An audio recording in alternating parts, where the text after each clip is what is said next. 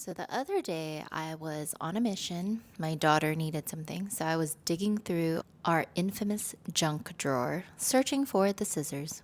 You know the one, right? That drawer where all the random things go to hang out or wither away. As I rummaged, I spotted a broken hair clip that my daughter had asked me to fix weeks ago, and full disclosure, I never got around to it, and it's still there. But as I stood there looking at that broken clip amidst all the other random stuff in that drawer, it got me thinking. Not sure if it's an Asian thing, but my mom always used to tell me that when something was cracked or broken, to get rid of it, like if it's not fixable.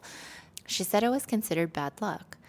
And in that moment, looking at my own junk drawer, I totally got it. It just felt like a mirror, and it was reflecting what I was feeling in that moment. You know, the chaos, disorder, and junk. Quite the opposite of what I wish for my life. So it immediately made me want to clean all the clutter and finally tackle that drawer and maybe another, obviously other few spots around the house. But then that familiar voice crept in, the one that whispers, I don't have time for that, or I don't have the mental capacity to deal with a decluttering project right now. Sound familiar? This feeling of being overwhelmed, of constantly hitting your capacity limits is something I hear so much from you ambitious women and moms. And of course, right? Makes sense, which is why you're listening right now. So, hi, ladies. Welcome back to episode 25 of Not Just Moms, the podcast where we discuss who we are beyond mom and carve out some time to reflect on ourselves, our purpose, and cultivating our dream lives. I'm your host, Stephanie, your life and mindset coach and fellow mom who is navigating this journey right alongside of you. So, the thing is, we often tell ourselves we need to have all this space, right? Physical space, time, mental bandwidth before we can say yes to new things, whether that's a new task, project, or opportunity. But let's be honest, we just say no because that's the path of least resistance. It's the easiest way. We're always waiting for the perfect time or until we feel fully ready. But what if it's actually the opposite? What if the key to boosting productivity or reducing overwhelm and truly making space for growth isn't waiting for time to appear, but rather making a decision and committing it in your brain first? That's when we shift our focus, we start to create that space, and surprisingly, things often fall into place. Think about it. How many times have you had a brilliant idea or a new opportunity pop up, but you immediately said no in your head? Not because it wasn't exciting or fun, but because you felt like you were already at your maximum capacity. Like your brain is a parking lot and you have lot full flashing everywhere. So today we're going to challenge that. We're going to talk about the art of the growth spurt. How to consciously expand your bandwidth without burning out. We'll explore how you can expand your capacity and get things done even if you feel like you can't possibly do any more. By focusing on decision and intentional action, not just wanting enough space. Before we dive into the how, we have to unpack what capacity actually means beyond the hours in a day. For us women, especially moms, it's a multifaceted thing. It's not just about time. Think about it. It's your mental energy. How much brain power do you have for creative thinking, problem solving, or deep focus after a long day? It's your emotional resilience, your ability to handle stress, navigate setbacks, and maintain a positive outlook without feeling completely depleted. It's your physical stamina, the literal energy you have to stay up and keep up and feel vibrant. And yes, it's your time, but it's not the actual raw minutes of time, it's the quality of that time. When we say, I don't have the bandwidth or I don't have the mental capacity, It's usually one or a combination of these elements feeling maxed out. But here's the good news. Each of these can be consciously grown and optimized for success, often after we make the decision to do so. So before we talk about how to expand our capacity, let's do a quick, honest capacity audit. Remember, awareness is always the first step. So no judgment here, just observation. Pull out the Notes app on your phone or grab a piece of paper and answer these questions. Where do you feel at full capacity or even beyond capacity? Is it your work schedule, your mental load at home, your social calendar? Are you saying yes to things out of habit or obligation, to things that truly don't serve you? Are you letting external pressures dictate your commitments? Where do you want to expand? What's that new adventure whispering your name? Is it finally tackling that decluttering project like my junk drawer? Or starting a side hustle? Learning a new language? Training for a half marathon? Or picking up a forgotten hobby? Investing more in your personal growth? Be specific. And finally, what are the real blockers?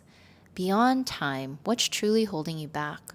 Is it the fear of failure, perfectionism, or the mental load of managing the household?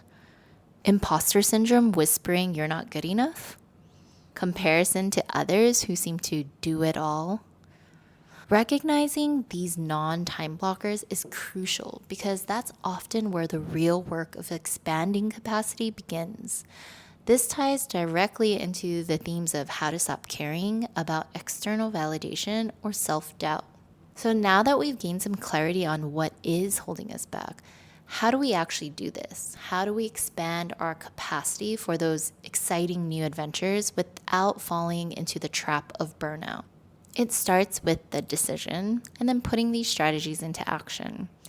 And at the heart of it all, mindset.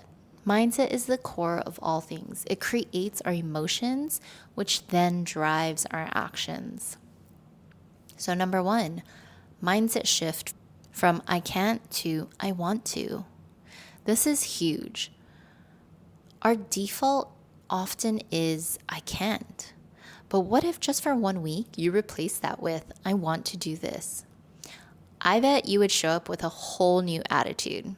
You would start to look for all the ways that you can do it and how to do it, rather than waste time thinking about all the ways that you can't. For example, instead of I can't possibly start that new course, try I've decided to start that new course. How can I dedicate 15 minutes a day, 3 times a week to this?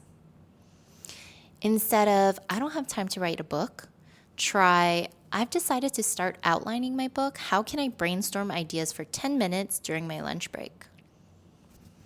This simple shift from capacity being a barrier to capacity being something you create through decision opens up possibilities that were previously invisible. It's about letting go of the need for perfection or big blocks of time, which ties right back to our How to Stop Caring episode. Stop caring about the perfect start and just start. Number 2, the power of intentional yeses. Once your mindset is aligned with expansion, you can apply that new perspective to your commitments. Previously, we talked about the power of saying no and mastering what to let go of. Now, let's apply that same discernment to your yeses. Don't just say yes to every new opportunity that comes along. Ask yourself, does this new adventure genuinely excite me? Does it align with my core values and long-term goals? Does it nourish me or will it drain me? Does it leverage the time and energy I freed up by being more intentional with my consumption and commitments? This is about being strategic with your energy and actively choosing what you want to make space for. Number 3, strategic delegation and automation beyond work. Once you've decided, look for ways to make it happen. I think we often think of delegation in a professional context, but it's gold for busy moms and ambitious women in our personal lives too. At home, can your partner take on more specific tasks? Can your older kids help more? Are there small services that you can outsource that bring immense mental relief? Grocery delivery, a cleaner once a month, laundry service, or even just hiring a neighborhood teenager for an hour to tidy up. Remember our Do I Need That episode? Sometimes you do need that support that frees up your capacity, even if it's a paid service. In your routine, automate bill payments, set up recurring appointments, prep meals on weekends. Every little bit of set it and forget it frees up mental space once you've committed to a new path. For example, when I cook something, I try to cook a double batch so that I can freeze one for later. And let me tell you, that meal comes in clutch when a meeting is running late or I don't have time to grab something before that tennis class I just signed up for. You will make it work because now you want to make it work. At first, it may feel challenging for everyone to fill their new roles and tasks, but after that weird adjustment period, you'll wonder why you didn't do this sooner. Number 4, the power of micro expansions. There's a misconception that you need so much time, but you don't actually need a massive block of time for personal development or skill development. In fact, many successful women grow through consistent micro expansions. For example, listen to a podcast on a new skill while doing chores around the house. Read one page of a personal development book before bed. Dedicate 10 minutes to a creative pursuit instead of scrolling. Don't discount the small moments. These small, consistent actions compound over time, building confidence and actual capacity without feeling overwhelming. Just picture this. Jane eats one bag of chips every day for 20 years, whereas Sarah walks 1 mile every day for 20 years. It doesn't sound like much, but after 20 years of consistently doing it, you bet it will have very different outcomes. Number 5, fuel your foundation. Energy management is capacity management. So once you've decided to expand, you're going to need the energy to sustain it. You can't pour from an empty cup. This isn't just a cliche. Your capacity for growth depends on your foundational well-being. Health is wealth. So this is about sustainable growth and avoiding burnout. So sleep, prioritize it. It's a non-negotiable. Nutrition, fuel your body and brain with the good stuff. Movement, even a 15-minute walk can clear your head and boost energy. Mindfulness and rest, give your brain a break. Active rest like reading or passive rest just like sitting is crucial for mental and emotional capacity. Choose your peace and well-being over constantly pushing yourself to the limits. Ladies, you know that you are already driven, capable, and brilliant. You've mastered making intentional choices and letting go of what doesn't serve you. Now, let's harness that power to intentionally build capacity for what truly lights you up. It starts with that decision, that mental commitment. Once you decide, the path often reveals itself. This isn't just about doing more, it's about smart growth and effective time management for the ambitious woman. It's about consciously choosing to expand your capacity, embrace new opportunities, and grow into the woman you truly want to be, making space for the adventures that bring you joy, purpose, and deeper fulfillment. It's about knowing your limits, but also challenging them in a healthy, sustainable way. So this week, I want you to pick one area where you want to expand your capacity or one new adventure you want to say yes to. And then make the decision.